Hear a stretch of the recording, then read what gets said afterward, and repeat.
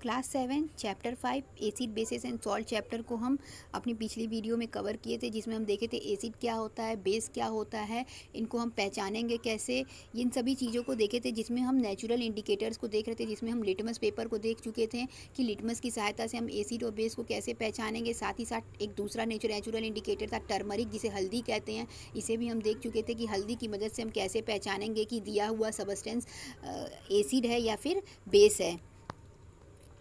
आज हम देखेंगे चाइना रोज़ को, चाइना रोज़ एज इंडिकेटर। आज हम तीसरा इंडिकेटर अपना देखेंगे चाइना रोज़ के बारे में, जिसे गुड़हल भी कहते हैं। तो आइए एक्टिविटी 5.3 को स्टार्ट करते हैं। एक्टिविटी 5.3 से स्टार्ट करते हैं। कलेक्ट सम चाइना रोज़ गुड़हल चाइना रोज़ को गुड़हल भी कहेंगे, जिसे ऑलरेडी बता चुके हैं। Okay, petals and place them in a beaker. तो सबसे पहले क्या करेंगे, गुड़हल के जो फूल होते हैं उसकी जो पंखुड़ियाँ होती हैं उसको लेके एक बीकर में रख लेंगे। ऐड सम वार्म वाटर, उसके बाद उसमें क्या डालेंगे, थोड़ा सा गर्म पानी डालेंगे। Keep the mixture for some time till water become coloured. और उसके बाद कुछ देर के लिए छोड़ देंगे तो क्या होगा, वो पानी धीरे धीरे क्या होने लगे, हो जाएगा कलर हो जाएगा, रंगीन हो जाएगा। Use the coloured water as indicator, और इसी कलर्ड वाटर को, इसी रंगीन पानी को हम एक इंडिकेटर की तरह यूज़ करेंगे। Add 5 drop of indicator to each of the solution given in table 5.4। तो 5.4 टेबल में जो सोल्यूशन दिया हुआ है, ये टेस्ट के लिए जो सोल्यूशन दिया हुआ है, तो उस जो हम कलर्ड वाटर लेंगे उसमें 2-4 बूंद 5 बूंद उसमें डालते रहेंगे। तो हमें क्या होगा, इफ़ेक्ट पता चलेगा कि इनिशियल कलर क्या था, फाइनल कलर क्या था। तो जो हम एक बीकर में जो गुड़हल की पत्तियों को गर्म पानी में लिए, तो क्या हुआ, गर्म पानी में लेने की वजह से उस बीकर में क्या हुआ, कलर चेंज हो गया। तो बीकर में जो पानी था उसका कलर चेंज हो गया, तो वो क्या बन गया, एक इंडिकेटर बन गया। अब इन सभी चीज़ों में हम क्या करेंगे, कलर वाटर का यूज़ करेंगे इंडिकेटर की तरह, और ये देखेंगे कि उसका पहले से, अगर पहले उसका कलर क्या था और इंडिकेटर डालने के बाद उसका कलर क्या हो गया। What is the effect of the indicator on acidic, basic and neutral solution? तो क्या हुआ, कलर डालने के बाद क्या हुआ, कलर जो हम लिए थे गुड़हल के गुड़हल का पंखुड़ी, उसका वो जो कलर्ड वाटर तैयार हुआ था, उसको अगर हम शैम्पू में डाल रहे हैं, लेमन जूस में डाल रहे हैं, सोडा वाटर में डाल रहे हैं, दिए हुए जितने भी टेस्ट सोल्यूशन उसमें डाल रहे हैं, तो उसका कलर क्या हो रहा है, चेंज हो रहा है, या फिर वही रह रहा है, या फिर किसी दूसरे कलर का हो जा रहा है, इसको हम देखेंगे। China rose indicator figure 5.3 turns acidic solution to dark pink. तो चाइना रोज क्या करेगा, एसिडिक सोल्यूशन को डार्क पिंक कलर का कर देगा। तो जिस बीकर में एसिडिक सोल्यूशन, जो भी उसमें एसिडिक सोल्यूशन होगा, जैसे लेमन जूस में जाएगा तो लेमन जूस किस कलर का हो जाएगा, पिंक कलर का हो जाएगा। लेमन जूस किस कलर का हो जाएगा, पिंक कलर का हो जाएगा। क्यों, क्योंकि वो एसिड है, एसिड की वजह से वो क्या हो जाएगा, पिंक कलर का हो जाएगा। तो जितने भी एसिडिक चीज़ होंगे, अगर उसमें हम वो इंडिकेटर डालेंगे तो वो किस कलर का आ जाएगा, पिंक कलर का आ जाएगा। कौन सा इंडिकेटर, चाइना रोज़ वाला। चाइना रोज़ वाला इंडिकेटर यदि हम लेमन के साथ यूज़ करते हैं तो किस कलर का हो जाएगा, पिंक कलर का हो जाएगा। क्यों, क्योंकि जो लेमन है उसमें क्या पाया जाता है, सिट्रिक एसिड पाया जाता है। And basic solution to green, और साथ ही साथ जो बेसिक सोल्यूशन होगा, यदि उसी का इस्तेमाल हम साबुन के साथ करें, अगर उसी में हम बेस इस्तेमाल करें, साबुन क्या है, बेस है, यदि साबुन में हम उस इंडिकेटर को हम साबुन पर डालें, चाइना रोज़ वाला जो इंडिकेटर हम तैयार किए हैं गर्म पानी में उसकी पंखुड़ी को डाल के, तो वो किस कलर का हो जाएगा, ग्रीन कलर का हो जाएगा। मीन्स जो चाइना रोज़ का इंडिकेटर हमें मिला वो किस कलर का होगा, अगर कोई सबस्टेंस एसिड है तो वह पिंक कलर का हो जाएगा, और यदि कोई सबस्टेंस बेस है तो वह ग्रीन कलर का हो जाएगा। तो इस तरीके से हम चाइना रोज़ की मदद से पता कर सकते हैं कि दिया हुआ सबस्टेंस एसिड है या बेस है। तो जितने भी बेस सबस्टेंस होंगे उस पे उसका इंडिकेटर का कलर क्या हो जाएगा, ग्रीन हो जाएगा, और जितने भी एसिड सबस्टेंस होंगे वो क्या हो जाएंगे, वो पिंक कलर में चेंज हो जाएंगे। तो इस तरीके से हम इस टेबल को भर लेंगे। तो इसमें जो भी एसिड होगा वो क्या हो जाएगा, पिंक कलर का हो जाएगा, और जितने भी बेस होंगे वो किस कलर के हो जाएंगे, वह ग्रीन कलर को जाएंगे। जैसे लेमन का सबसे पहले कलर क्या था, इनिशियल वाइट होगा, और जैसे ही हम उसमें इंडिकेटर ऐड करेंगे वो क्या कलर का हो जाएगा, पिंक कलर का हो जाएगा। इसका मतलब लेमन क्या हुआ, हमारा एसिड हुआ। शैम्पू क्या है, शैम्पू जो है वह डाइल्यूट सोल्यूशन मतलब शैम्पू में थोड़ा सा पानी डालेंगे। जैसे ही शैम्पू को हम टेस्ट करेंगे, शैम्पू क्या है हमारा बेस है, क्योंकि वो चिकना होता है, छूने में सोपी होता है, इस कारण क्या है शैम्पू हमारा बेस है। तो शैम्पू वाइट कलर का ले लेंगे, ब्लू कुछ भी लिख सकते हैं। यहाँ पे शैम्पू का इनिशियल कलर ले लेंगे, हम जो भी शैम्पू यूज़ करें उसका जो भी कलर हो उसको इनिशियल कलर में ले लेंगे। लेकिन जैसे ही हम उसको चाइना रोज़ वाले इंडिकेटर के साथ जैसे ही वो उसके संपर्क में आएगा, उसके टच में आएगा, वैसे ही उसका कलर ग्रीन हो जाएगा।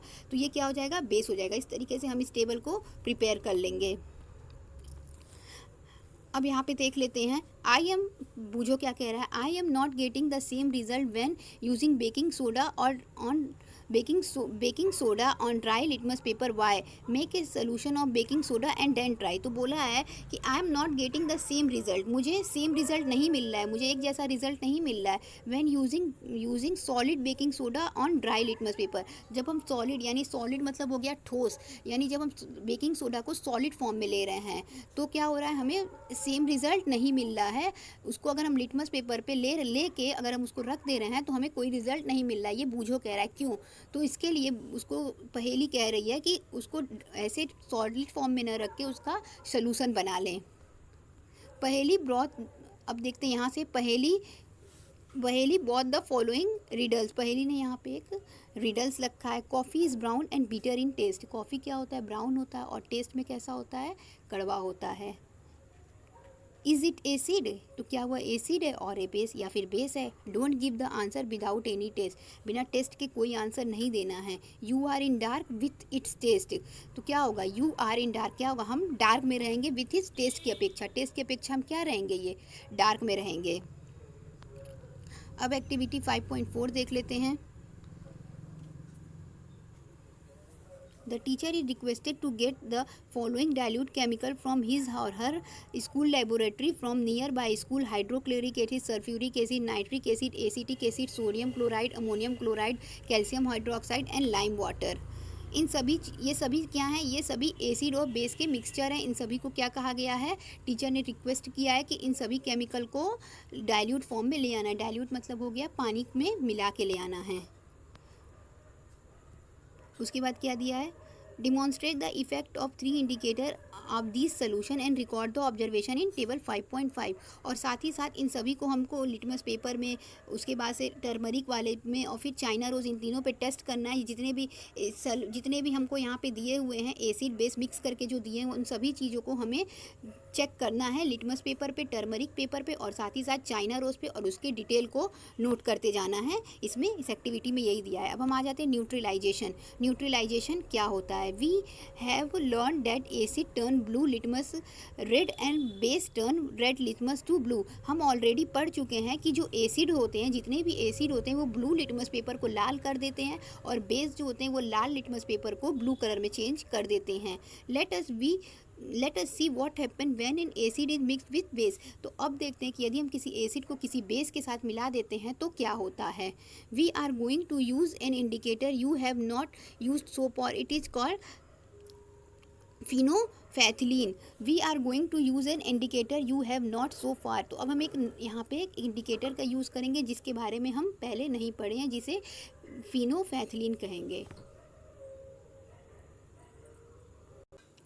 अब हम यहाँ पर एक एक्टिविटी 5.5 देखते हैं। सबसे पहले देखते हैं इसमें करना क्या है। Fill 1/4 of a test tube with dilute hydrochloric acid. सबसे पहले हम हाइड्रोक्लोरिक एसिड ले लेंगे, जिसे शॉर्ट फॉर्म में HCl भी कहते हैं। डाइल्यूट मतलब उसमें थोड़ा सा वाटर ऐड करके हम हाइड्रोक्लोरिक एसिड ले लेंगे। नोट डाउन इट्स कलर, और उसके रंग को हम नोट कर लेंगे कि वह किस कलर का है।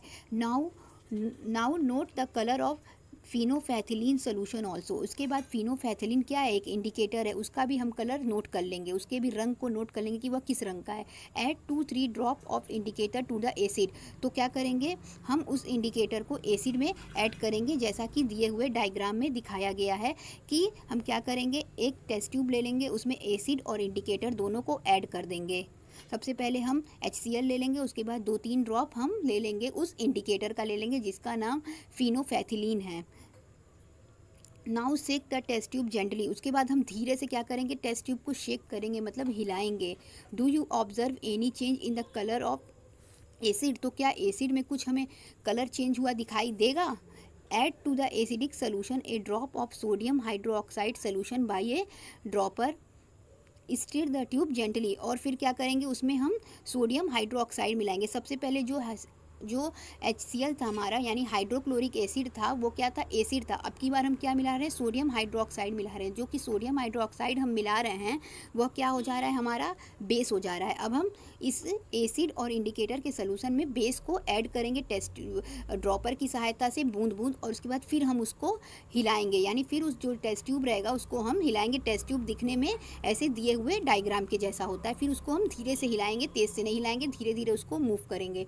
Is there in any change in colour of solution, तो क्या इस बार उस दिए हुए सोल्यूशन का कलर कुछ चेंज होगा। Continue adding the sodium hydroxide solution drop by drop while steering till pink colour appear. उसके बाद हम बूंद बूंद क्या करेंगे, उस बेस को मीन्स सोडियम हाइड्रोक्लोराइड को उस एसिड और इंडिकेटर का जो मिक्सचर हमारे टेस्ट ट्यूब में तैयार है उसमें बूंद बूंद हम सोडियम हाइड्रोक्साइड को डालते जाएंगे और धीरे धीरे हिलाते जाएंगे। तो एक समय बाद ऐसा आएगा कि वह किस कलर का हमें दिखने लगेगा, वह हमें गुलाबी कलर का दिखने लगेगा, मीन्स पिंक कलर का वो हमें अपीयर होने लगेगा। Now add 1 more drop of dilute hydrochloric acid. तो जैसे फिर वो जब हमें पिंक कलर का दिखने लगेगा तो फिर हम उसमें क्या डालेंगे, हाइड्रोक्लोरिक एसिड डालेंगे। हाइड्रोक्लोरिक क्या है, वह एसिड है, और सोडियम हाइड्रोक्साइड बेस था। व्हाट डू यू ऑब्जर्व, तो अब की बार जब हम सोडियम हाइड्रोक्साइड डाले तो हमें क्या पता चला, द सोल्यूशन अगेन बिकम कर ले। तो जैसे ही हम उस सोल्यूशन में एसिड डालें, मीन्स HCl डालें, हाइड्रोक्लोरिक एसिड डालें, कलरलेस हो गया, मतलब उसका कलर चला गया। अब तक गुलाबी कलर का था, लेकिन जैसे ही हम उसमें एसिड डालें उसका कलर गायब हो गया। Again add 1 drop of sodium hydroxide solution. अब फिर क्या करें, फिर सोडियम हाइड्रोक्साइड डालें। तो इस देयर इज एनी चेंज, तो जैसे क्या हो रहा है कि हम एसिड और इंडिकेटर को लिए, और उस एसिड और इंडिकेटर में जब हम बेस डाल रहे थे तो क्या हो रहा था, वह पिंक कलर का हो जा रहा था। लेकिन जैसे ही हम बेस को हटा के उसमें एसिड डालने लग रहे हैं वो कलरलेस हो जा रहा है, यानी बेस डालने पे तो उसका कलर पिंक हो जा रहा था, लेकिन जैसे ही बेस की जगह हम एसिड का इस्तेमाल कर रहे थे वो कलरलेस हो जा रहा था, यानी उसमें कोई रंग नहीं आ रहा था। It is the evident that when solution is basic phenolphthalein gives pink colour. तो इससे हमें क्या पता चला कि जैसे ही हम उस सोल्यूशन में, व्हेन सोल्यूशन इज बेसिक, जब सोल्यूशन बेसिक हो जा रहा है, मीन्स जब सोल्यूशन का नेचर बेसिक हो जा रहा है, यानी जब सोल्यूशन में हम बेस डाल रहे हैं उसका नेचर बेसिक हो जा रहा है, तो फिनोपैथिलीन पिंक कलर का हो जा रहा है। जबकि दूसरे तरफ हम ये देख रहे हैं कि जैसे ही सोल्यूशन एसिडिक हो जा रहा है वह क्या हो जा रहा है, वह कलरलेस हो जा रहा है। जैसे ही वो एसिडिक हो रहा है उसका कलर गायब हो जा रहा है, लेकिन जैसे ही उस सोल्यूशन का नेचर बेसिक हो रहा है वह पिंक कलर का हो जा रहा है। When an acidic solution is mixed with basic solution, both the solution neutralize the effect of each other। तो क्या होता है, जैसे ही हम किसी एसिड को किसी बेस में मिलाते हैं तो क्या होता है, वो न्यूट्रलाइज हो जाता है, यानी नल हो जाता है, एक दूसरे को कैंसिल कर देता है। When an acid solution and a base solution are mixed in suitable amount, both the acidic and basic nature of the destroy। तो जितनी क्वांटिटी में हम एसिड लेते हैं, अगर उतनी ही क्वांटिटी में बेस लेके दोनों को मिक्स करें तो दोनों एक दूसरे को क्या करेंगे, डिस्ट्रॉय कर देंगे, यानी दोनों की प्रॉपर्टीज़ क्या हो जाएंगी, एक दूसरे को ख़त्म करने लगेंगी। Both the acidic and basic nature are destroy. तो जो उसका एसिडिक नेचर होगा, जो उसका एसिड वाला गुण होगा, और जो उसका बेस वाला गुण होगा, दोनों खत्म होने लगेगा। The resulting solution is neither acidic nor basic. तो जो उसका रिजल्ट हमें मिलेगा, जो उसका रिजल्टिंग सोल्यूशन मिलेगा, यानी जब हम दोनों को ऐड करेंगे तो हमें कुछ ना कुछ तो रिजल्ट मिलेगा ना। तो जो उसका रिजल्ट मिलेगा वो ना ही एसिड होगा ना ही बेसिक होगा, यानी वो न्यूट्रल हो जाएगा। Touch the test tube immediately after neutralisation. Neutralisation के बाद हम क्या करेंगे, टेस्ट ट्यूब को हम टच करेंगे तो हमें कैसा छूने में महसूस होगा, वो हमें छूने में गर्म महसूस होगा। वॉट डू यू ऑब्जर्व, तो हमें क्या ऑब्जर्व हुआ, in neutralisation reaction heat is always produce. तो क्या होता है, न्यूट्रलाइजेशन रिएक्शन मीन्स एसिड और बेस को मिलाने से क्या हो रहा है, न्यूट्रलाइजेशन हो रहा है, यानी दोनों एक दूसरे से मिलने से क्या हो रहा है, डिस्ट्रॉय हो रहा है। इस प्रोसेस में क्या हो रहा है, हीट रिलीज हो रहा है, यानी इस प्रोसेस में हीट निकल रहा है, इसके कारण टेस्ट ट्यूब क्या हो जा रहा है, गर्म हो जा रहा है। The involve heat raise the temperature of reaction mixture. और ये हीट क्या कर रहा है, जो रिएक्शन हो रहा है उसमें मिक्सचर के टेम्परेचर को भी बढ़ा दे रहा है। इन न्यूट्रलाइजेशन मतलब, अब न्यूट्रलाइजेशन तो हम समझ गए, न्यूट्रलाइजेशन मतलब क्या हुआ कि जब हम एसिड और बेस को बराबर मात्रा में लेके जैसे ही हम मिलाएंगे वो क्या हो जाएगा, नल हो जाएगा, एक दूसरे को कैंसिल कर देगा और उसका नेचर न्यूट्रल हो जाएगा। मतलब ना वो एसिड की तरह व्यवहार करेगा दिया हुआ सबस्टेंस, ना बेस की तरह व्यवहार करेगा, यानी वो क्या हो जाएगा, एक न्यूट्रल सबस्टेंस हो जाएगा। तो इसी न्यूट्रलाइजेशन से जो हमें हमें सबस्टेंस मिलता है उसको हम सॉल्ट कहते हैं। साल्ट में भी एसिडिक, बेसिक और न्यूट्रल इन नेचर। तो सॉल्ट क्या हो सकता है, एसिडिक भी हो सकता है, बेसिक भी हो सकता है और न्यूट्रल भी हो सकता है अपने व्यवहार में। दस न्यूट्रलाइजेशन कैन बी डिफाइंड है। तो न्यूट्रलाइजेशन को इस तरीके से डिफाइन किया जा सकता है, reaction between acid and base is neutralisation. तो ऐसा रिएक्शन जो एसिड और बेस के बीच में होता है उसे न्यूट्रलाइजेशन कहते हैं। Salt and water are produce in the process of evaluation of heat. और सॉल्ट और वाटर प्रोड्यूस होता है। तो क्या हुआ, जब हम एसिड बेस को मिलाएं तो क्या हुआ, सॉल्ट मिला और हमको वाटर मिला और इस प्रोसेस में हीट क्या हुआ, निकला। तो जैसे ही हम एसिड बेस को मिलाएंगे उसमें से हीट रिलीज होगी और साथ ही साथ एक सॉल्ट का निर्माण हो जाएगा। The following reaction is example of hydrochloric. दिया हुआ एग्जाम्पल किसका था, वो दिया हुआ रिएक्शन किसका एग्जाम्पल था। अगर हम हाइड्रोक्लोरिक एसिड ले लिए HCl और इसमें हम सोडियम हाइड्रोक्साइड मिला दिए, ये इसका फॉर्मूला दिया हुआ है। यानी HCl जो हम उसमें ले रहे थे अभी दिए हुए टेस्ट ट्यूब वाले प्रैक्टिकल में, तो हाइड्रोक्लोरिक क्या हो गया, एसिड हो गया, सोडियम हाइड्रोक्साइड क्या हो गया, बेस हो गया। इन दोनों के यदि हम मिला दिए तो हमको क्या मिल रहा है, सोडियम क्लोराइड मिल रहा है। सोडियम क्लोराइड नमक हो गया और साथ ही साथ हमें क्या मिल रहा है, वाटर मिल रहा है। Boojho added dilute sulphuric acid to lime water. Boojho ने क्या किया, जो सल्फ्यूरिक एसिड को उसको चूने के पानी से मिला दिया। Will the reaction mixture become hot और कोल्ड। तो क्या होगा, दिया हुआ जो मिक्सचर होगा वो हॉट होगा या कोल्ड होगा।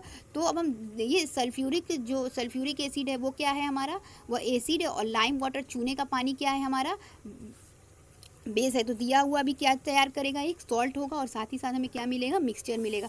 अब न्यूट्रलाइजेशन की एवरीडे हमारी लाइफ में किस तरह से यूज है, उसको हमारी डेली लाइफ में किस तरह से हम न्यूट्रलाइजेशन का यूज़ करते हैं, वो हमारी लाइफ में किस लिए यूज़फुल है, किस तरह से हमारे लिए हमको मदद करता है, इसे हम अपने नेक्स्ट वीडियो में देखेंगे। Thank you.